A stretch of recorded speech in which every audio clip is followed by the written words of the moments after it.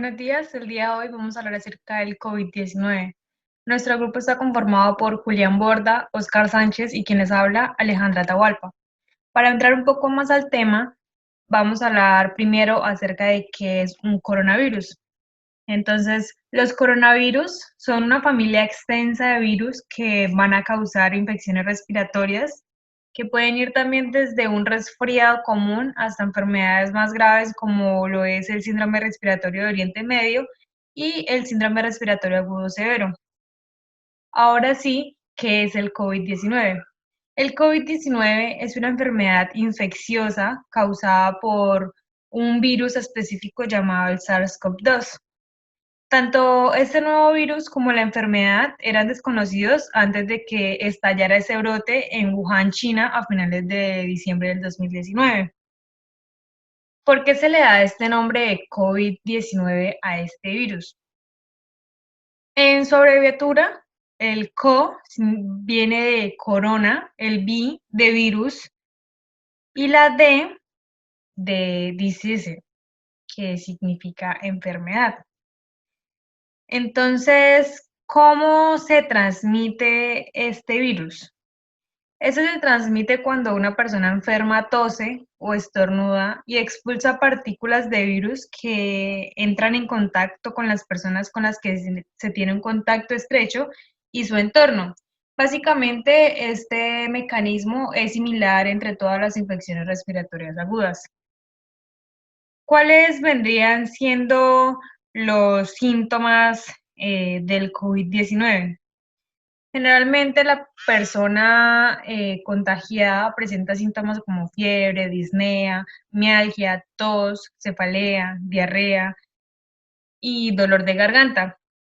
Los más comunes vienen siendo la fiebre, el cansancio y la tos seca. Aunque cabe resaltar que algunas personas que se infectan no desarrollan ningún síntoma. Alrededor de 1 de cada 6 personas que contraen el COVID-19 desarrollan alguna enfermedad grave y pues también presentan dificultad para respirar. Las personas mayores y las que tienen afecciones médicas subyacentes, como la hipertensión arterial, los problemas cardíacos o la diabetes, tienen más probabilidades de desarrollar una enfermedad más grave. Cabe resaltar que la persona que presente síntomas de COVID-19 tiene que estar en un tiempo mínimo de incubación de 6 días o un tiempo máximo de 14 días. Claro, si no presentan ninguna otra complicación. Actualmente se estudian muchas técnicas para detección de la COVID-19 o del propio virus SARS-CoV-2. En este caso, la más importante es la retotranscriptasa reacción en cadena de polimerasa o la RT-PCR. Esta técnica es comúnmente utilizada para amplificar a millones y millones de copias las cadenas de ARN, pero adicionando que las cadenas de ARN se deben retrotranscribir a cadenas de ADN, usando una enzima llamada la transcriptasa reversa, que es la descubierta, que es la característica del virus de la inmunodeficiencia humana. Entonces, por tanto, es capaz de sintetizar cadenas de ADN por medio de una sola cadena de ARN. Es decir, que todas las cadenas hijas de ADN son monocatenarias. Entonces, primero se debe obtener y purificar el material genético. Hay que aclarar que al realizar la recolección de las muestras por medio de hisopado nasofaringeo o aspirado faringeo, se está obteniendo ARN humano, ARN vírico y ARN bacteriano. Pero no todos esos tipos de ARN se van a amplificar. ¿Por qué? Porque a la reacción se agregan unos primers o cebadores que son los encargados de reconocer secuencias específicas de la secuencia del ARN del SARS-CoV-2 para así evitar que las demás secuencias se amplifiquen e impedir errores al momento del diagnóstico o la lectura de la técnica. Entonces se deben integrar las muestras a la reacción junto con la transcriptasa reversa y todas las moléculas utilizadas en la reacción de cadena de la polimerasa, como los DNTPs y el resto de moléculas. Una vez que se haya transcrito la muestra, se debe realizar una técnica denominada la PCR cuantitativa. Esta técnica permite medir en tiempo real el número de cadenas que se están amplificando de ADN. Para medir esto, se utilizan sondas que detectan las secuencias específicas del ARN vírico del SARS-CoV-2, se unen y producen una fluorescencia que es la que al final se mide para determinar si la prueba es positiva o es negativa. Cuando la prueba es positiva, es cuando se detecta la reacción fluorescente y esta va en aumento a medida que se amplifican las muestras.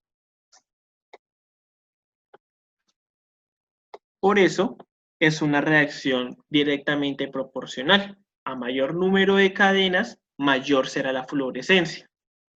Por el lado contrario, se denomina una prueba negativa cuando no se obtiene ningún tipo de fluorescencia y por tanto es un paciente negativo para COVID-19.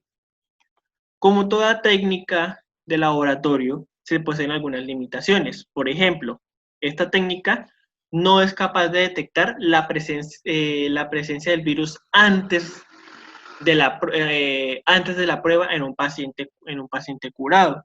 Solo se detecta al momento de tomar la prueba. Por tanto, no es capaz de detectar infecciones antiguas. En este caso se pueden indicar otras técnicas como pruebas rápidas de IgG, de inmunoglobulina G.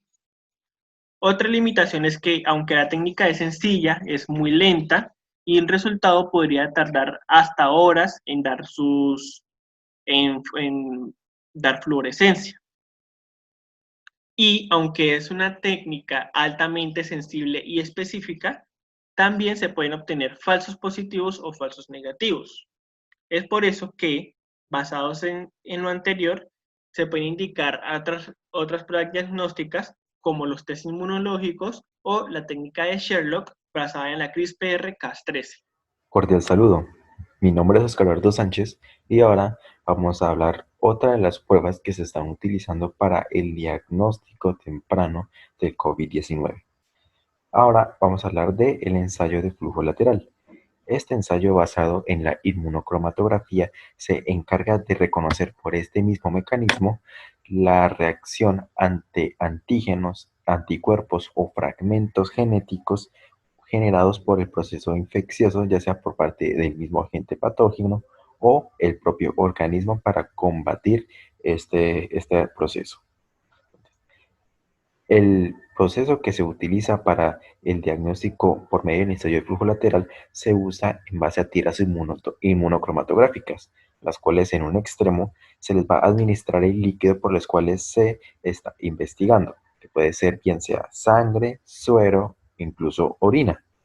Entonces, una vez administrados estos líquidos en un extremo de la tira inmunocromatográfica, por la capilaridad, ellas van a irse transportando al lado contrario por los cuales ellas fueron administradas. A medida que son transportados por la capilaridad, ellas se encuentran con diferentes secciones que cursan con diferentes antígenos. Hay que aclarar en este momento que en la búsqueda del COVID-19 en los pacientes por medio del ensayo de flujo lateral se utiliza buscando la reacción de los anticuerpos del paciente. Por lo tanto, en las tiras inmunocromatográficas van a existir estas secciones con antígenos del propio agente patógeno. Entonces, los anticuerpos que probablemente estén en el suero al entrar en contacto con los antígenos de la prueba van a reaccionar y va a haber un proceso de aglutinación. La característica de estos antígenos es que van a estar conjugados con oro, que una vez dada el proceso de aglutinación se puede evidenciar por unas franjas de tipo fucsia que van a aparecer.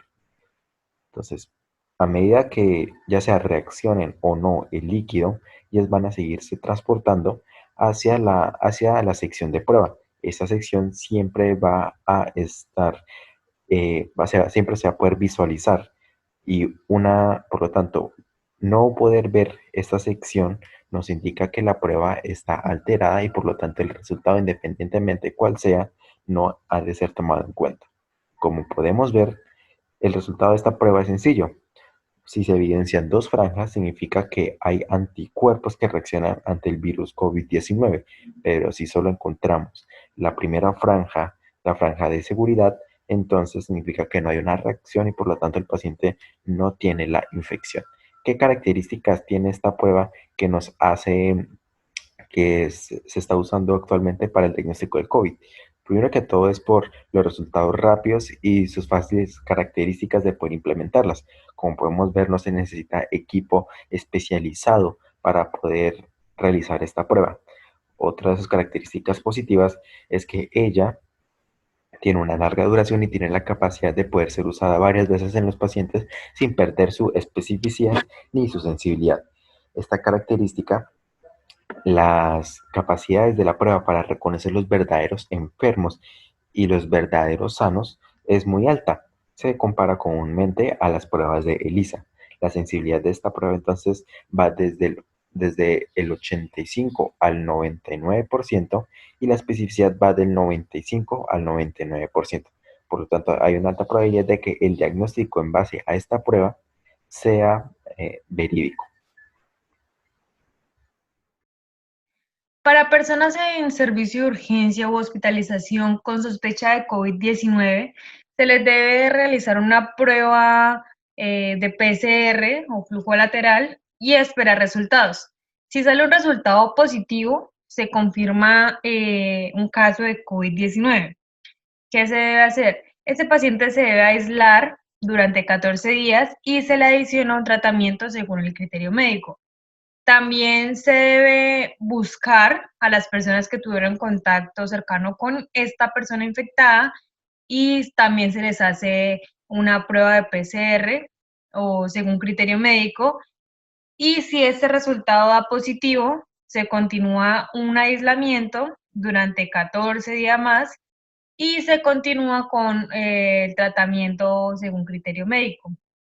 Si da un resultado negativo, es un caso recuperado de COVID, más sin embargo se debe tener un aislamiento durante 14 días. Según la primera prueba, si el resultado fue negativo, la persona debe estar por un aislamiento obligatorio durante 14 días y si existe una alta sospecha de SARS-CoV-2, se recomienda repetir la prueba durante las 48 a 72 horas. Si sale un resultado positivo, se confirma el caso nuevo de COVID-19. Se mantiene en aislamiento obligatorio durante 14 días si la persona no presenta complicaciones y se da un tratamiento según criterio médico. Si el resultado es negativo, se descarta el caso de COVID-19 y se investiga otras razones del cuadro clínico, teniendo en cuenta que esta persona también debe estar durante 14 días de aislamiento. Muchas gracias por su atención. Esta era una breve explicación acerca de el cuadro que realizamos del COVID-19.